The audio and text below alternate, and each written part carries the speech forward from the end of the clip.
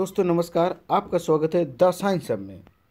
दोस्तों मैं अब तक आपको आरआरबी रेलवे ग्रुप डी की साइंस की 3 क्लासें पूरी करवा चुका हूं। आज जो क्लास है वह 4th क्लास है, यानी कि चौथी सीरीज है।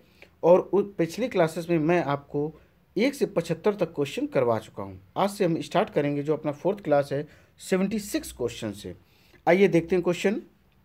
जंतु वायरस में आनुवांशिक पदार्थ अधिकांशता होता है, यानी कि जो जंतु होते हैं उसमें जेनेटिक मटेरियल क्या होता है, वह होता है डीएनए या आरएनए।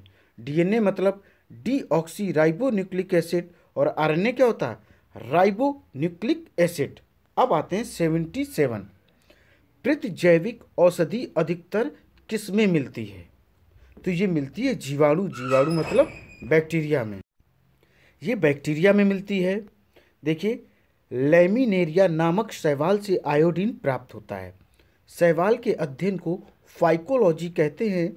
इसमें क्लोरोफिल पाया जाता है, जिसके कारण यह अपना भोजन स्वयं बनाता है। इसे ऑटोट्रॉप्स या स्वयंपोषी कहते हैं, यानी कि जो भोजन अपना स्वयं बनाए उसे हम स्वयंपोषी या स्वपोषी कहते हैं।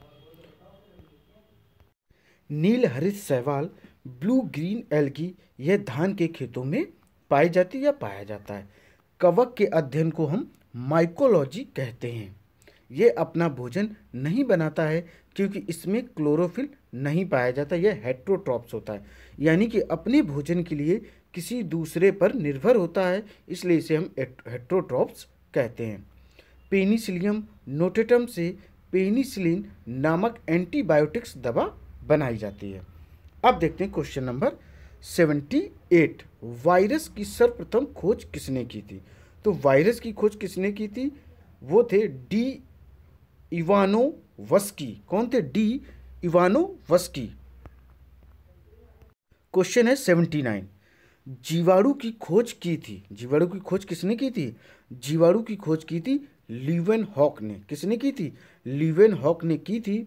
इन्हें फादर ऑफ बैक्टीरियोलॉजी कहा जाता है, यानी कि जीवाणु का पिता या जीवाणुओं का पिता किसे कहा जाता है? लीवेनहॉक को कहा जाता है। रॉबर्ट हुक ने 1665 में कोशिका की खोज की थी, जो सबसे छोटी यूनिट या इकाई होती है। रॉबर्ट कोच ने हैजे का टीका एवं टीबी की चिकित्सा का खोज किया था। और लुईस पास्चर ने क्या किया था? हाइड्रोफोबिया की चिकित्सा की खोज की थी इन्होंने। अब देखते हैं क्वेश्चन नंबर 80 यानी कि 80। जीवाणु को पादप मानते हैं क्योंकि इनमें जो दृढ़ कोशिका भित्ति होती है वह उपस्थित होती है। इनमें क्या दृढ़ कोशिका भित्ति क्या होती? उपस्थित होती है, जिसके अंतर्गत इसको हम पेड़ पौधों या पादप के अंतर्गत ही रखते हैं।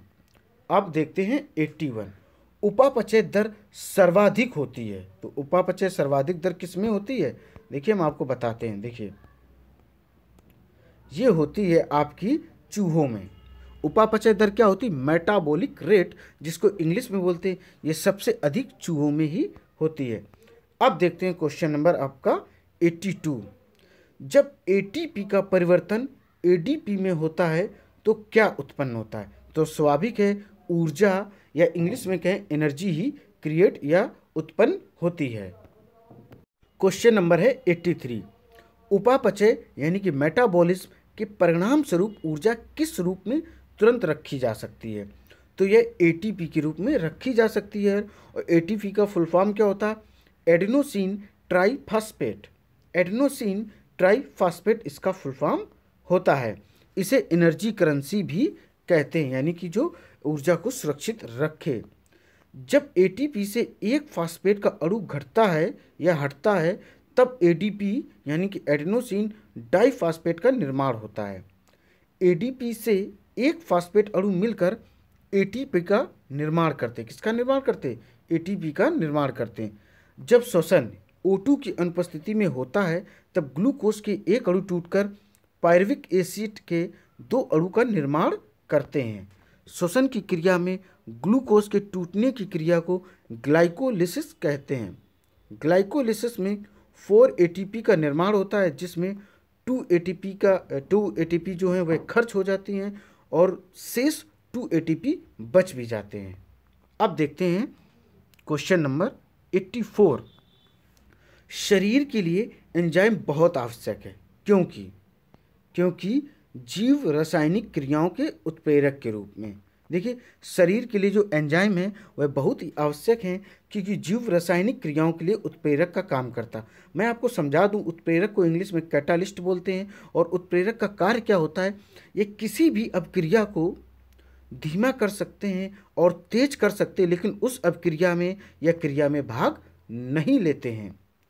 जीवों के रचनात्मक एवं क्रियात्मक इकाई को कोशिका कहते हैं। मैंने आपको कोशिका के बारे में अभी बताया भी है।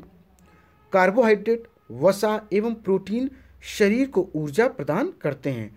प्रोटीन को बॉडी बिल्डिंग मटेरियल भी कहते हैं। स्वाभाविक है, हम प्रोटीन किस लिए इस्तेमाल करते हैं? शरीर की मरम्मत के लिए और शरीर की मजबूती के लिए हम प्रोटीन का इस्तेमाल करते हैं। और आपको बताया भी, प्रोटीन के जो मुख्य स्रोत क्या होता है? सभी प्रकार की दालें। तंत्रिका क्रियाओं पर नियंत्रण मस्तिष्क तथा मेरुरज्जु यानी कि स्पाइनल कॉर्ड करता है। अब देखते हैं क्वेश्चन नंबर आपका 85 पर। ग्लूकोज के जल तथा CO2 के पूर्ण अपघटन में ATP का जो अणु उत्पन्न होता है वो कितने होते हैं? 38। वो कितने होते हैं? 38 होते हैं। और बात की जाए क्वेश्चन नंबर 86 की, प्रोटीन की इकाई क्या है? तो प्रोटीन की इकाई क्या होती है? Amino acid. और हम आपको बता दें, जितने यूथ हैं अगर वो बॉडी बिल्डिंग से टच रखते हैं तो उनको पता होगा कि प्रोटीन के रूप में वो एमिनो एसिड का भी प्रयोग करते हैं, जिससे बहुत जल्दी बॉडी पिकअप यानी कि बॉडी मेंटेन होती है। अब देखते हैं क्वेश्चन नंबर 87। ग्लाइकोलिसिस में परिवर्तन होता है। तो ग्लाइकोलिसिस में ग्लूकोज पायरुविक अम्ल में परिवर्तित होता है। किसमें परिवर्तित होता है? पायरुविक अम्ल या पायरुविक एसिड में यह चेंज होता है। अब क्वेश्चन नंबर देखते हैं 86। कोशिका में प्रोटीन संश्लेषण का स्थान बताइए। तो यह होता है राइबोसोम। ये कहाँ होता है? राइबोसोम में ही प्रोटीन का संश्लेषण होता है। देखो, माइटोकॉन्ड्रिया को कोशिका का ऊर्जा गृह या power house of the cell भी कहते हैं। इसमें कोशिकीय श्वसन की क्रिया होती है। यह ATP को ADP में तथा ADP को ATP में परिवर्तित कर देता है। यानी कि पहले यह ATP से ADP जाएगा, फिर ADP से ATP में परिवर्तित हो जाएगा। और केंद्रक की खोज की बात करें, इसकी खोज की थी रॉबर्ट ब्राउन ने 1931 में। इसे ब्रेन ऑफ द सेल यानी कि कोशिका का मस्तिष्क भी कहते हैं। ये कोशिकाओं में होने वाली क्रियाओं पर नियंत्रण रखता है। अब देखते हैं क्वेश्चन नंबर 89। किस ताप पर एंजाइम अधिक सक्रिय होता है? तो यह लगभग 40 सेल्सियस पर। कितने सेल्सियस पर? 40 सेल्सियस पर यह अधिक एक्टिवेट होता है। अब क्वेश्चन है 90। शरीर में अधिकतम ऊर्जा संचय किस पदार्थ के रूप में होता है? यह होता है वसा के रूप में, यानी कि फैट के रूप में। तो शरीर में सबसे अधिक ऊर्जा वसा के रूप में संचित होती। 1 ग्राम वसा के टूटने पर 9.1 कैलोरी ऊर्जा मिलती है, जबकि प्रोटीन से भी ऊर्जा मिलती है। लेकिन अगर 1 ग्राम प्रोटीन टूटेगी तो 4.2 कैलोरी ऊर्जा मिलती है। और वसा के स्रोत हमने बता रखे हैं। जितने चिकने पदार्थ होते हैं, तेली पदार्थ होते हैं, वो सारे के सारे वसा के मुख्य स्रोत होते हैं। और इसमें वसा में देखा जाए तो चावल और आलू भी क्या होते हैं? इसके आपके वसा के स्रोत होते नहीं, ये कार्बोहाइड्रेट के हो जाएंगे। देखिए, प्रोटीन के मुख्य स्रोत दालें होती हैं। और वसा की बात करें तो सभी तेली ये चिकने पदार्थ होते हैं। और कार्बोहाइड्रेट के जो मुख्य स्रोत होते हैं चावल और आपके आलू होते हैं। ओके, अब देखते हैं क्वेश्चन नंबर 91।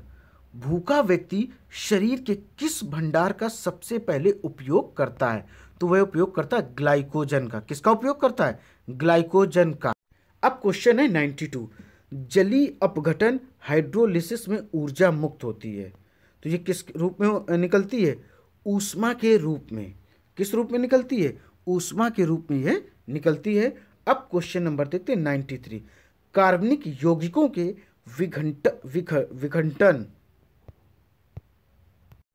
93 क्वेश्चन है, कार्बनिक यौगिकों के विखंडन से ऊर्जा उत्पादन के लिए होती है। यानी कि क्या होता है? तो इसमें क्या होता है? अपचय, कैटाबॉलिज्म इसको बोलते हैं। अपचय के दौरान कार्बनिक यौगिकों के विखंडन से ऊर्जा उत्पन्न होता है। कैटाबॉलिज्म के अंतर्गत पोषक तत्वों को विघटित कर सरल और विलेय पदार्थों के रूप में परिवर्तित करता है। यह डिस्ट्रक्टिव फेज होता है। उपापचय यानी कि मेटाबॉलिज्म दो प्रकार का होता है। पहला एनाबॉलिज्म यानी कि उपचय, और दूसरा होता है कैटाबॉलिज्म जिसको अपचय बोलते हैं। देखिए, उपचय एनाबॉलिज्म पोषक तत्वों के स्वांगीकरण यानी कि एसिमिलेशन और इसके ऊतकों के निर्माण की क्रिया को उपचय कहते हैं। यह कंस्ट्रक्टिव फेज होता है। अब आते हैं क्वेश्चन नंबर 94। बच्चों में रिकेट्स तथा ऑस्टियोमालासिस रोग किसकी कमी से होता है? रिकेट्स मतलब होता है सूखा रोग। यह होता है विटामिन डी की कमी से। किसकी कमी से? Vitamin D. और विटामिन डी का मुख्य स्रोत क्या होता है? सूर्य का प्रकाश या दूध। सूर्य का प्रकाश भी होता है, दूध भी, ये विटामिन डी के मुख्य स्रोत होते हैं। अब बात करते हैं क्वेश्चन नंबर 95। कोबाल्ट धातु किस विटामिन में होती है? तो यह होती है B12 में। यह किस में होती है? B12 में। और इसको राइबोफ्लाविन कहते हैं। और इसका मुख्य स्रोत क्या होता है? मांस, दूध, हरी सब्जियां, सोयाबीन, अंडा आदि। इसकी कमी से त्वचा का फटना, जीभ का कटना, बाल का झड़ना, मुंह में छाले पड़ना। और बात करें विटामिन B6 का रासायनिक नाम क्या होता है? पायरोडॉक्सिन। क्या होता है? पायरिडॉक्सिन। यह इसके स्रोत क्या होते हैं? यकृत, मांस, अंकुरित अनाज आदि। इसकी कमी से मस्तिष्क ठीक से कार्य नहीं करता है, शरीर का भार कम होने लगता है।